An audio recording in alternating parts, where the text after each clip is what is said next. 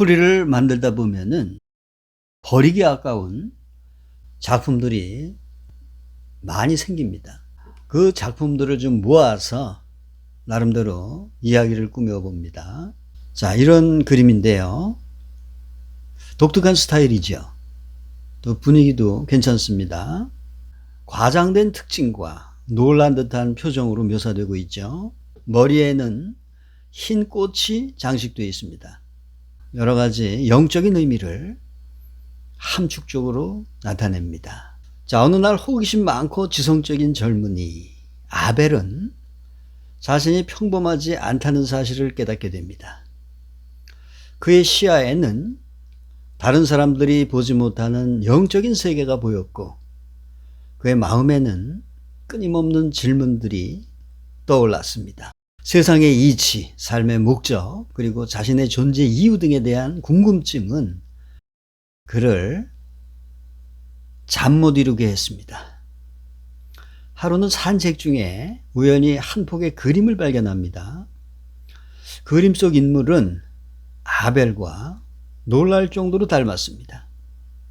특히 그의 눈은 아벨이 느꼈던 영적인 세계와 질문들에 대한 표현과 같았습니다. 그림 속 인물의 머리에 꽂힌 흰 꽃은 아벨에게 순수함, 깨달음, 그리고 영적인 성장을 상징하는 것처럼 느껴졌습니다. 아벨은 그림을 통해서 자신의 특별함을 받아들이고 자신의 영적인 여정을 시작할 용기를 얻게 됩니다. 그는 다른 사람들과 다른 시각을 가진 것에 대해 두려움을 내려놓고 자신의 영적인 세계를 탐구하기 시작합니다.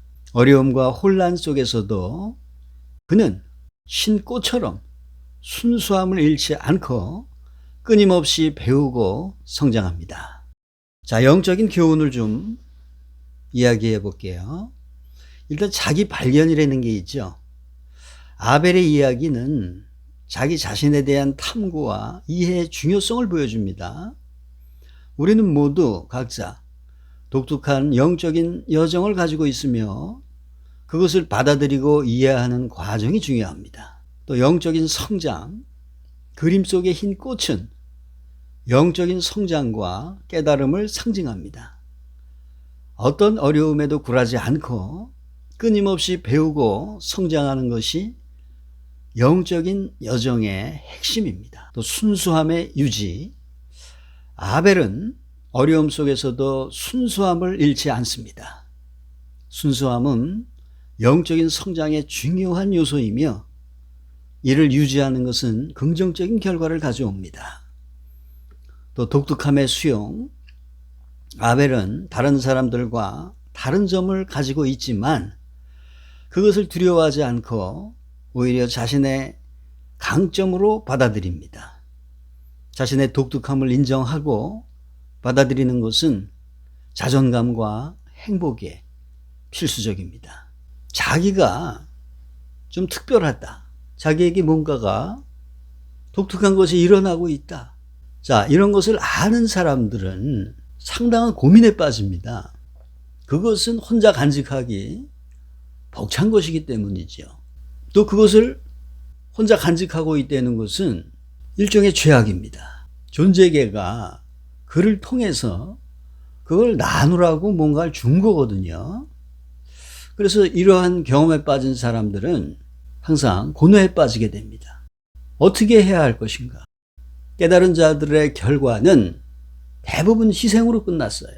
여기 우리의 새로운 주인공 아벨 역시 그러한 자신에게 일어나는 독특한 현상을 어떻게 표현해야 될지 혼자 고민하고 있는 모습입니다. 자, 꽃비연이 이 아벨을 돕겠습니다. 저에게는 독특한 방법이 있고 또 과거 어떤 깨달은 자들도 행하지 못했던 해법이 있습니다. 여러분들이 쫓아오면 쫓아올수록 점점 숨을 것입니다. 어차피 여러분들은 그 테크닉만 알면 되잖아요. 저를 만날 필요가 없죠. 그 테크닉만 익히면 되잖아요. 그래서 그것으로 자기 안에 있는 그 보석을 발견하면 되지 않겠습니까? 여러분들이 자는 머리맡에 꽃 한 송이를 놓고 도망갈 것입니다. 언젠가 그 향기를 맡고 깨어나리라는 희망을 갖고 말입니다.